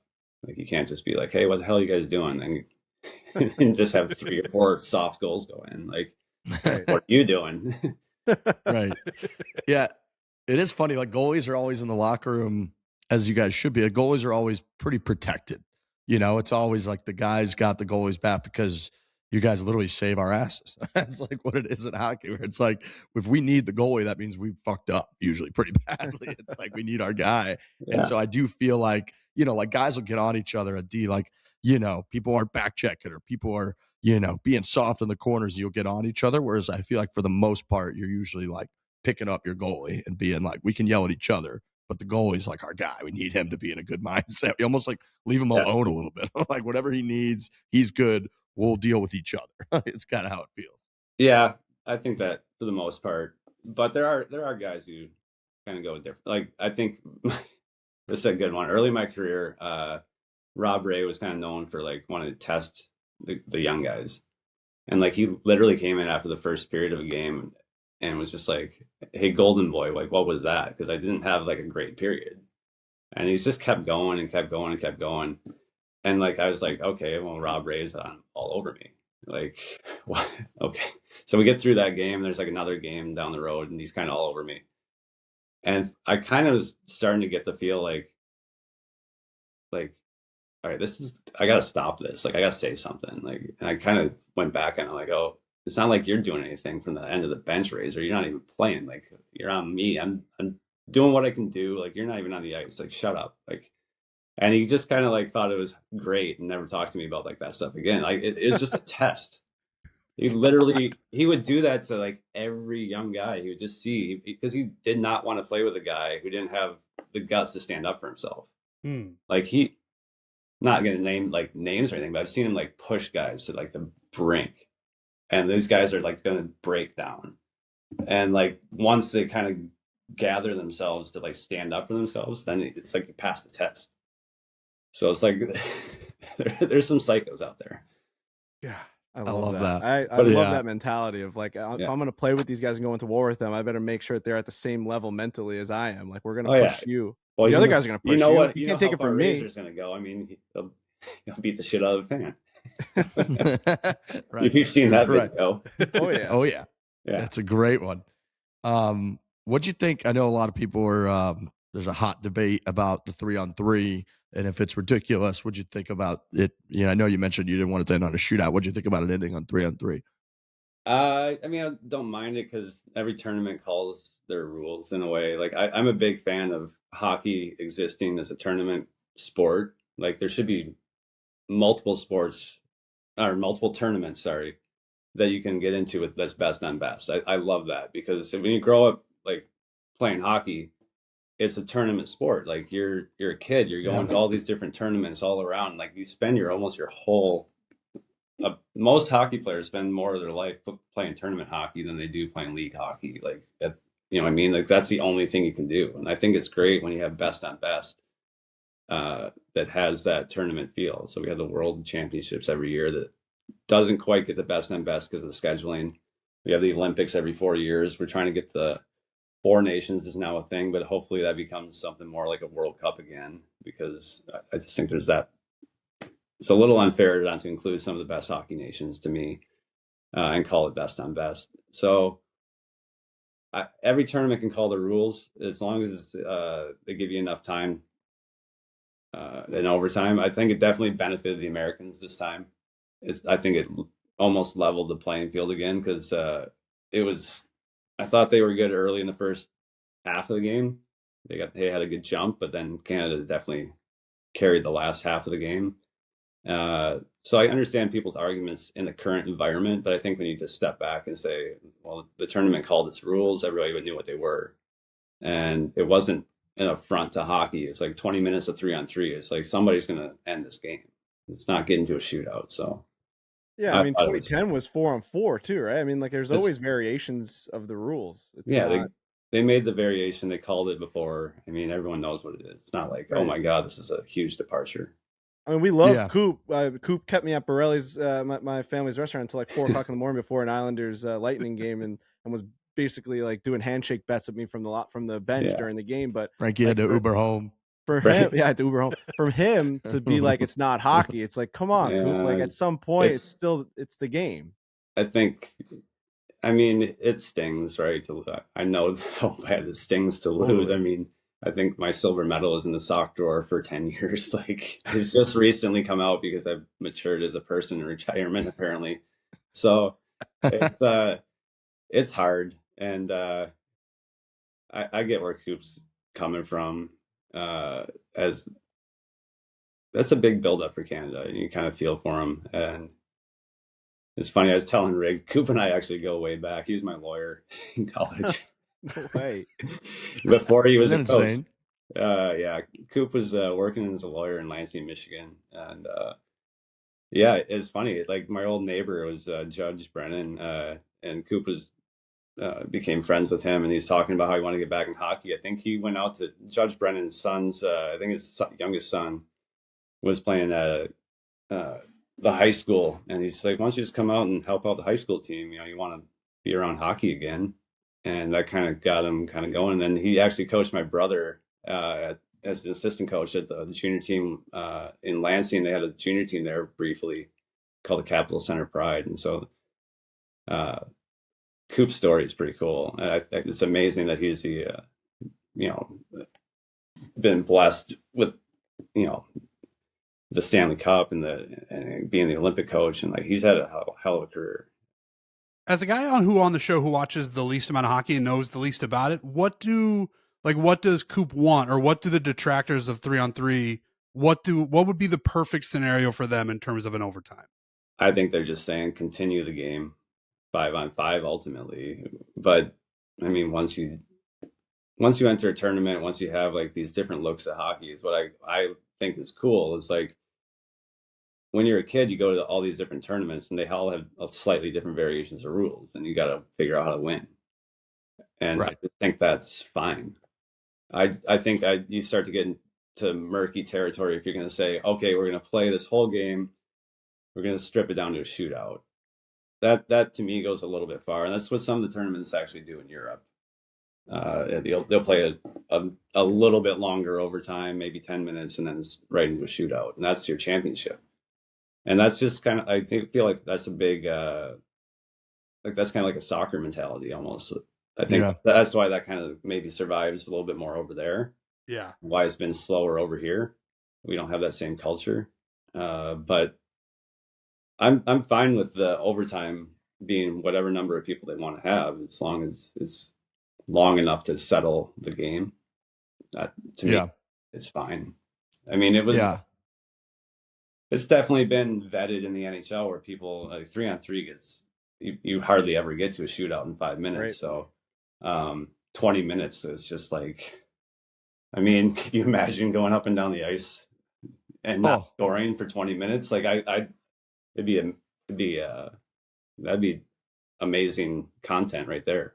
I mean, I do know where he's coming from like a human level. There's been many times when I've watched a New York Islanders game that they dominated the whole entire game. The other team squeaks it out to go to overtime, and then they lose on the first shot on a 3-on-3. I'm like, well, if that continued, we would have just won that game. It's a very human thing to want to have to say, but from the winning side, it's always easy to be like, you're wrong. It was hockey. We won. You know what I mean? Like whoever's on Rory McIlroy did this with the freaking Ryder Cup, where you get to say whatever the hell you want after you win. Yeah. When you win, you can do whatever you want. Yeah. Yeah.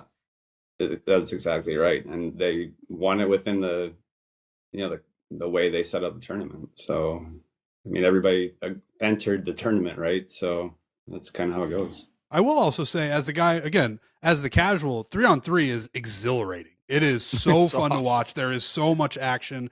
It's like you go from, and I really enjoyed watching the game. It was incredible. USA gold medal. But then when you get to 3-on-3, it's so frantic and crazy that it really is a lot of fun to watch. But I get that there's people who don't love it.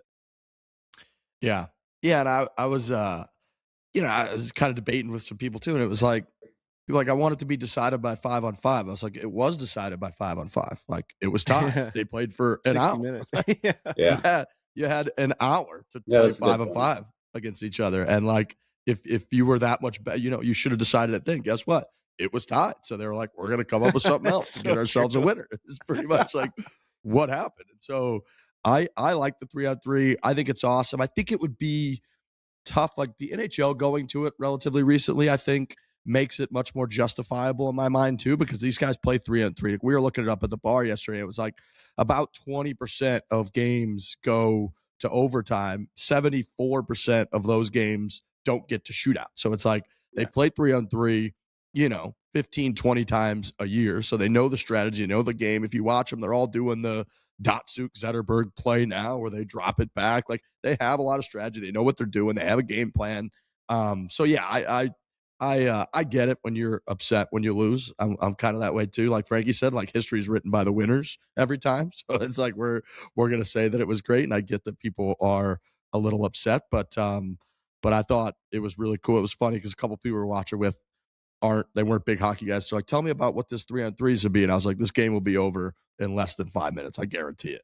And they're like, really? And they scored like a minute and a half in or whatever it was, 3 minutes in. Yeah. No, I think my brother made that call too. He's like, US under 2 minutes and 20 seconds. Like he was just kind of throwing it out there because being positive. And I was like, yeah, that sounds good to me. And yeah. You mentioned the silver medal, and honestly, if this is like an out of bounds topic to bring up, you can punch me in the face the next time we see you. But like, can we talk about the Sidney Crosby golden goal? Like, have you gotten to that point now where you can like reminisce about that, being on the other side of that? Like, do you think through the play? I've seen the replay this week for the last. I've seen it about 50 times, so I think I know what happened. No, it was just one of those plays where the play got interrupted by the ref a little bit on the wall, and then it was a quick exchange. I thought because our guys were running for a higher breakout that Sid was going to have time to cut to the net, and I think if you look back, he doesn't change his skates at all, which is my fault. I should have been reading his body a little more. I was just like, he's going to have room to go backhand. He's kind of known for like a hell of a backhand. So I was just kind of like, he's going to set up to get more net, and I'm going to surprise him. And I double crossed myself for use of a golf term. You know what I mean? Like I set myself up for something that didn't happen. Right. And there's nothing I could do with the technique I was using. Like, honestly, I would love to say I could jump in a time machine and be like, learn reverse VH and go back. But like, we weren't doing it heavily back then. And I would have just been like reversed into the post and been like, okay, let's see where he's going to go from here. I'm covered the ice. but it just wasn't something I was using in my game readily then. That was not something we really worked on for another couple of years, and then evolved into that new style that you see now. So it sucks because I knew immediately, right? Like I knew right before, right as I was making my setup for what I thought was going to happen, I was just like, and I'm fucked. So yeah, it sucks. You have to live with it, right? Like I appreciate that the fans were cool about it, but it took a long time, and it was literally on my wife's birthday, so it's like it's something that comes up every year that people like to let me know about. But it's kind of the one where I can kind of like shrug it off a little bit more after yesterday, so that helps. But no, it's a decision. You live with it, you move forward, and still, like you look back on the good stuff. Like I was proud of that group. It was cool to be part of, and we did take a big step forward for USA Hockey at the time. And 100%. I think we really enjoyed that Olympic experience, camaraderie and stuff like that. And it's something that I think the Americans seemed like they did really well at the Olympics. So you saw them interacting and going out and doing stuff and talking with the other athletes and encouraging the other athletes. It's something they didn't publicize as much for us, but we were in the same hockey house as the women's team. So we got to really be around their preparation and their downtime in 2010. And I thought that was helpful. You're going through it with your peers. Yeah, and there's also, I mean, you can look back to like the anticipating of that and then it not going correctly, but just like the game of golf, there's so many other things that end up that, like, the only reason you were in that position in overtime was because you did other anticipation moves that saved goals that may have went in prior to that. So it's such a hard thing to like I can't imagine always thinking about that one shot when you know that you played out of your freaking mind going all the way up until that one anticipation move that you said, oh fuck, you got me, Yeah. No, I know. And it's just such and of course it's Sid too, but it's of course. He's just, he's got me a few times over the years, and there's that highlight one. So and the cool part about sport though is like I started making my home in California, chase my wife out here, and his agent is out here. So sometimes Sid would come out and he would have to train at the same rink I would be training at, and eventually we ended up doing some stuff over the years, like training on the ice together when he'd be out and stuff like that. And so it's funny how things kind of connect you, right? Because that was after all that. So we would train a little bit out in California from time to time, and I guess I got a lot of texts when I retired from guys I played with, and some guys I didn't play with. He was one of the guys that sent a message when I retired. So it's like, we'll always be linked by that moment where he came out on top. But he's a really good person, and it was always an honor to play against him. And somebody's going to beat you if it's Sid. When you kind of look at what he's done, who he is as a person, it's kind of like, yeah, all right, fine. And you've said it multiple times during the show. You love best on best, and like, man, when you put in that position, man, like you got your wish, dude. You were in best on best like your whole career, so you fucking did it. Like that's you put yourself in that situation. It's gonna be a winner and a loser, and like you were there. So yeah, I think that's awesome, man. That's a really great message.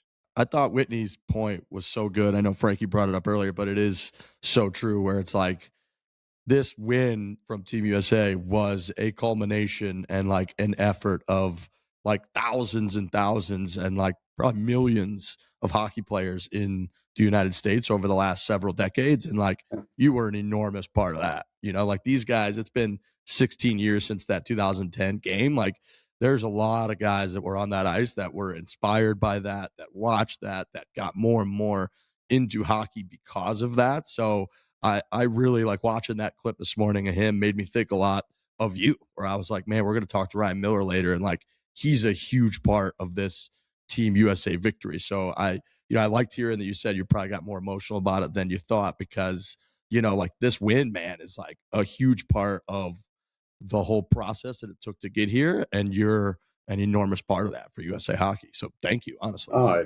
appreciate it. And I think we talked about that going into those Olympics, how you come together as something bigger. So I think they've done a good job of messaging over the years. They've done a great job of development, and yeah, I mean, they built something big, and excited to see where it can go, honestly, from here, because hockey is growing so much.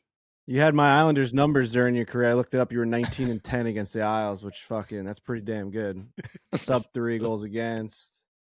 Yeah, Playing in the Coliseum, shutting us up every night. This is the part of the show where he just talks about the Islanders to you. But, so if you don't feel the need to say anything, but right, we beat the Islanders in the playoffs the one year. That was you did. What's interesting about about him though is like my guy was Rick DiPietro, which was like another like up and coming American goalie that just like his injuries and like it just didn't make it, right? And like Ryan Miller was always the guy that was the like the 1A to like in my mind the 1B, and then I just never got to see DiPietro flourish, and that always like killed me because I was DP sign kid at the Coliseum. I would hold up a sign with the bricks that said DP. I was like 7 years old. Actually, I was probably 17, but like I had my hand, I had a sign up that said DP with bricks in it. I used to love that guy. Did you ever have any interactions with him? I mean, we played against each other in junior level, and then just over the years, some I think before 06 Olympics, I was an alternate on that team. So like we were in the Colorado Springs doing some stuff. Crossed paths quite a bit over the years. He had a chance to do something big, and he definitely got caught up with some injuries, and it just shows you how, and you don't know what the path is going to be. Like you have to be extremely fortunate to come into certain situations, and he just really unfortunate how that played out for him because he had a tremendous amount of talent. Signed him to a 15-year deal. It was like unbelievable. He played like 35 games after he signed that. It's fucking brutal. God. Yeah, I think that sadly that kind of probably inspired the owners to be like, we're not doing that kind of stuff anymore. I would have loved a historic contract. I mean, the only other guy that signed a contract similar to that is Shohei Ohtani. Like when Ohtani and Juan Soto signed their deals, Rick DiPietro was on like ESPN like all over the place being like they were referencing that deal. Now, I don't know if it was as successful as the Ohtani and Soto deals. There's a guy from the Mets who who is that? Like Bobby Bonilla. Bonilla. He's still getting paid for like they're putting money in his 401k until he's like 65. Dude, it's like $1 million a year. Every year it's $1 million. July 1st is Bobby Bonilla Day or something like that. Yeah. Oh my God. What a life, huh? Not bad. We got to shout out. I got to show this picture. We got to shout out your boy. Oh, yeah. So when Ryan was in town last weekend, he was here for Bodie's, his boys' hockey tournament. You're talking about tournaments. Yeah. How'd that championship game? Tell the boys about that. Oh yeah, Bodie had a nice one. He had 2 goals and a 4-2 win. He had the first and the third, so got the game winner there. So proud of him for battling through a tournament there. Hard for 10-year-olds to get up and down the ice for 5 games. So the boys did a good job, and it's good. That team really grew a lot over this year. So that's the fun part is you get to watch your kids do stuff. It's been fun. He's played hockey on the travel side for a while, and he's also very interested in other sports. So coming up on the springtime here, we'll be into soccer and baseball. So it's fun just being a dad and going doing that stuff and having a unique experience coming out to Arizona. They only had 1 game a day, so I called and texted Riggs and our other buddy Kyle. I was like, hey, I'm going to be in Scottsdale, and I'm pretty sure we're going to have a huge chunk of time. Only catches, I got my kid with me. He gets down to golf. He can get around the course a little bit. So we went out to Greyhawk and got a beautiful day of golf in. So that was a big highlight for me because golf with your son, golf with your buddies during a hockey tournament in Arizona on a beautiful day. That was awesome. That's amazing. Oh, dude. man. We had a blast. He was hitting it great off the tee, too, and I love the fire in him. I got a 9-year-old nephew, and, like, he gets real fiery, too. I know this past weekend, they, like, lost in one of their tournaments, and he, like, wouldn't come out of the locker room for, like, hours afterwards. And so seeing Bodie out there when he hit a bad shot, just, like, how devastated he was because he's a kid. He's learning. We all still get that way. But it was a really fun, special day. And Frankie's a new father. Our boy Brendan, also a new father. So just seeing you guys out there, me and Kyle were kind of laughing about it, just being like, how cool was this? Seeing, father, son out there playing golf on a beautiful day. It was very cool for us too. I can't wait for it. I got a 9-month-old downstairs. I can hear him babbling a little bit down there. He's having his like breakfast or lunch down there, and like we put a little mini stick in his hand. I never played hockey growing up. I was just a sicko fan, and like I've got a 9-month-old. You can't see him right now without holding a mini stick. He's obsessed with it. A little Islander mini stick, and he's knocking the puck around. I have videos of him already knocking it into the goal, and we scream goal. And like I don't know if I'm like this. Almost feels like I'm a cult leader, where I'm like, you're gonna do this, but like I'm just. Something about that hockey culture, I've always wanted to be a part of it, and I just think like that hockey culture just makes you into just like a good person and like a great athlete, and you see a lot of these like multi-sport athletes come out of the game of hockey, and it's something that I'm not going to push him into it, but I'm definitely going to like slowly pat him that way. I can't wait for all this stuff. Like I get giddy and I get the chills just thinking about like going out there golfing with my son and watching him play sports, because it's something I never anticipated. I'm a selfish person. I mean, we all kind of are at a certain age, right? Like you're just worrying about your own job and your own career, and like me and my wife, and we want to like go out and go to restaurants and travel the world. And all of a sudden you have a child and you're like, okay, am I going to care about that stuff anymore? And all of a sudden he pops out and you're like, I only care about him now. And you don't understand how that happened. Like I'm sending videos to my whole family because he like clapped. I'm like every single stage is like I can't imagine what it's like to watch him hit a drive or score 2 goals in his tournament. It's like it's got to be the coolest thing of all time. Yeah, it's trippy when they start, and it goes fast. So everybody's gonna tell you that, and even people would tell me that, and I would believe it. And I'm still going to sit here and tell you it goes fast, but it's fun. Like you can give them all these different things and introduce them to new things, and then participate with them during these things. And it is the good stuff. Like, I think if I go back to my, if I'm in my 20s, I don't have kids yet. I'm thinking, I'm going to be in a hotel in Arizona, going to hockey games, and I get to pop up play golf. Okay, that's okay, whatever. But it honestly is a big highlight. Like I get to do something amazing with my son. It changes your perspective. Do you ever strap the pads on anymore, or that stay in the garage? They're in the attic, man. They're far away from getting out of the house. I played in the Hall of Fame in Toronto. They have the Hall of Fame games surrounding the induction. It was Lundqvist and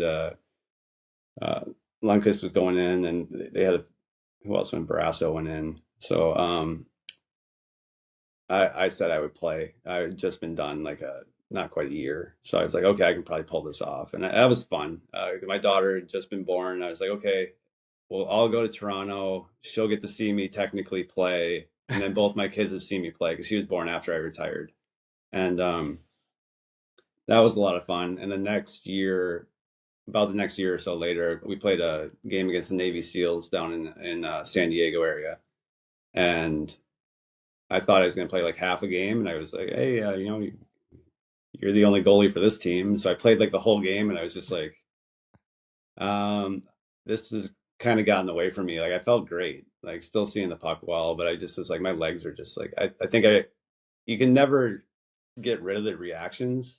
Like I'm already thinking like, okay, this situation is happening. If the shot goes here, like I need to react to the rebound. And it's like the guy missed the net by just a little bit, so I responded, and then I responded with where I needed to be, like in a pro game, and I felt my adductor was like just kind of like just went.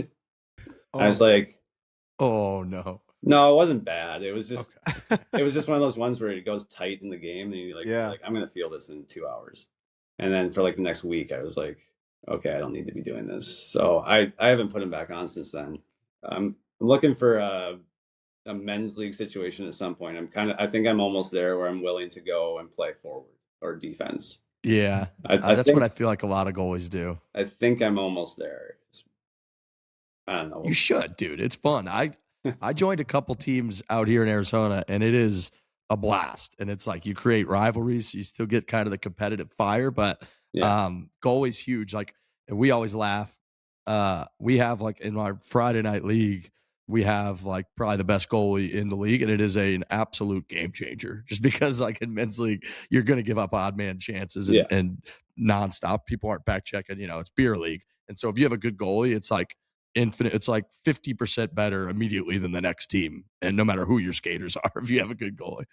Yeah, no, I don't think I can bring myself to do goalie outside of like the pro level. I just kind of like the challenge was there. I did it. It's done. Maybe as a skater, just have fun, stay in shape. I got the forward skates to coach with my son, so I don't get wrecked on the ice. You know, like I think if I took my goalie skates with the way I had them set up, I would not be able to demonstrate drills, right? Like, right. So like I have forward skates, and I'm able to get around pretty good. So how's his game, Riggs? How's his golf game? He hits the ball fantastically, man. He is he's a ball striker. First time we ever played was Bandon Trails last year in October out in Bandon. He's got the Ghost Tree hoodie on right there, which is one of the best logos in golf. But you know, he's got like the opposite game of me, basically. He hits the ball really nicely. Probably could improve on his putting, as he knows, and especially that day you weren't having your best. But you had also, I know you missed a couple short putts that day, but they were also like 3 or 4 footers for birdie because you were hitting the ball so damn well. So your ball striking is very good. You haven't been playing forever, right? No, I'm gonna make the golfer excuse, but like I played a ton when I was growing up. I used to caddy at the country club since I was like 12 across the street from my house. And then I just worked golf course jobs until I was like 18, 19, right before I went to college. Just cleaning the carts, doing the range, doing all the stuff at different courses. So I could get golf. So I could get the Monday golf, right? Or like the discounted golf later in the week, stuff like that. So I've always been around the game, introduced to it early on. And I got the game pretty good. Like me and John Michael Lyles, the first thing we did when we turned pro is we bought into that country club because it was like ridiculously cheap for junior members. I think it was like under $5,000 to like join, and like the yearly fee was like nominal because it's in Michigan, it's seasonal. And then we would come home in the summer and we would just literally wake up and either go to the golf course or the gym, and whatever we did, we just reverse it, right? Like go to the golf course, then go to the gym, go to the gym, go to the golf course, get lunch. And we did that every single day, and so got the game down pretty good. But just started getting later in my career, just got a couple hand surgeries and just was like, I'm not gonna, it doesn't feel good to hit the ball. I'm done for a little while. So kind of got back into it when I retired. Hands feel better now. I'm not getting hit by pucks every day. So I spent some time. I'm a really good member at a club where I pay my dues and I really go to the range a lot. I don't play a ton because the kids are still young and I'm still running around with them. So when I can get them out, it's usually like the evening, play 9 holes with the kids and stuff like that. So for that schedule, I think I'm doing all right and having fun. Yeah, seriously. I take the approach. Solid. I'm on the course. I'm outside. I'm having fun. John Michael Lyles can hit the shit out of a golf ball. We had a match against him. He was a problem. He is a. If I could beat him once a summer, it made my summer. Yeah. Anything you talk about Riggsy's putting being good, like John, if you're 20 feet from the hole, he's touching the hole. It's crazy. It's ridiculous. We played him in a 3-man scramble too. So it was Devon Taves, Brock Nelson, and John Michael Lyles. So by the time it got up to John Michael Lyles, who was like, your name's a mouthful. Every time you're making a putt, I got to say John Michael Lyles just fucking went one up on us. Like he wouldn't miss the hole. He was automatic. Missed the hole. He was. Dude, he burns the edge of every freaking hole if he doesn't sink it. And you're just like, really? He could be like 20, 30 feet away. You're like, this has a chance. Yeah, he was a problem. I was riding in a cart with him that day, and like halfway through the round, I just was like, what the fuck are you doing, dude? Stop. Like, just relax. He was really, really good. They use the term nail gun in hockey. Like he was like a nail gun on the golf course. Like everything felt like it came off his back foot, like absolute missile, just like his launch angle was like perfectly like aesthetic. It was just, he's a great golfer, man. Yeah, it's ridiculous. And it was really annoying having to deal with that every summer. But yeah, I can imagine. It forces you to practice a little bit and try and get them. So it's fun. Ryan's got a good game, man. He's got a very solid swing, hits the ball good. He's just a world-class athlete. I remember me and Kyle Cocker were just laughing. We were like within the first 2 holes because it was so great. So like he, obviously professional athlete, top of the chain when it comes to that, not really going on like boozy golf trips. So this was like his first one going out to like really kind of like a boys golf trip. We have like 24 guys, and it's kind of a thing. And it was fun talking with you around the fire pit that night where you're like, I played in a lot of like pretty big games, like, but I was like pretty damn nervous teeing off at Bandon Trails, like playing with you guys. And it's like, it's just us, dude. And I remember you striped him down the middle in the first hole, and I was like, oh, this guy's saying he's nervous and stuff. This guy's a world-class athlete. He's going to be a problem out here all day. Yeah, no, that was a great trip. Matty Janela does a great job setting that up. It was, I'm walking into a situation where I didn't know anybody but Matt, and he and I don't go way back, but so I'm like, what is this? And honestly, it was one of the best experiences I've had in golf, where it was 4 days of golf. We golfed in a freaking like a torrential downpour with like 40-mile-an-hour winds the whole time, and it was just comical. But we had to finish because we're playing in this outing, this basically a tournament where I didn't realize these guys take it seriously. Oh yeah, like this is like they want to win. Big deal within this group, and they've been doing it like 14 years consistently. Yep, a while. Yeah. The Uncle Tony Invitational, Matty G's been putting it together, and winning it is a huge deal. I mean, guys, when they the guys that won a couple years ago, they went on like a tour for a couple days with that trophy. They were like they were drinking out of it everywhere when they won the Uncle Tony. So no, a bunch of the guys are very, very into it. But yeah, it is, like my first time on that trip as well. I knew like 2 or 3 people. I knew Matty G a little bit, similar probably relationship. And it's a little nerve-wracking. You're going to like a foreign land, basically. You're going to like the cliffs of Oregon. You don't really know anyone. You haven't really been there before. And it was just a delight. It was a delight, like getting to hang with you, your partner. So Ryan's partner, Kyle Cochran's one of my best friends out here in Arizona. You guys know Kyle Cochran from CMC Design. And so he's a perfect partner because he can get along with literally anybody. And it was really cool because I was kind of telling these guys and all my boys back home, like all my buddies back home were the biggest hockey guys in the world. That's what we grew up doing. We play street hockey together. Now we all pretty much play golf together, but it was really cool sitting around the fire pit and just getting into like hardcore hockey talks with Ryan and just having him tell stories. And like, you could tell, because at times, like when Frankie asked you the question about the gold goal, it's like there's times where you're not sure if guys want to talk about it or not. I could tell like you're so into the game that anything we would ask, you would go on for like an hour about stories and like in depth about cool parts of hockey. And I was just sitting there soaking it up like, this is awesome talking to this guy. Yeah, those trips are amazing when you can, get out and hang out and kind of reconnect with like the bro out kind of element, where like when you retire from hockey, I mean, I spent like almost 20 years doing that as a job, right? So it's like, right. I need to hang out with the boys. I need to hang out with 24 guys. Yeah, right. Golf trips are the best, man. They are the best. When I do it with my buddies, like when we finish it, I'm already booking the next one on the flight home. It's crazy. Like it's an addicting thing. It's something to look forward to. Gives people like a purpose to keep just like moving forward in their year and like just get to that tee box. You got a purpose now. You got a kid. Come on. Yeah, I know. I'm thinking more about my buddy Big Rob, who his hair falls out when he's doing his taxes. He's single. He has no kids. He looks forward to that golf trip like you wouldn't believe. Hair falling out. Yeah. While he's freaking crunching numbers for a healthcare company. Hell yeah. All right, Ryan. Hell yeah. You are. We did keep you longer than I said. No, yeah, I apologize for that. I know this guy's got the busiest schedule of all time. No, he's. You're great, man. You were a huge part. Like that victory, I was like, it was cool texting with you throughout the game, and I did kind of when I saw that clip, like I said, from Whitney this morning, I was thinking like, man, everybody's a part of that. And Ryan Miller, who we're going to talk to, is just a huge part of USA hockey and getting it to that level. And so it was so fun to watch. It was really, really cool chatting with you, getting to know you as a golf buddy. And I love talking hockey with you as well. So we very much appreciate you coming on, my friend. Yeah, thanks for having me. Always good to hang. Anytime, boys.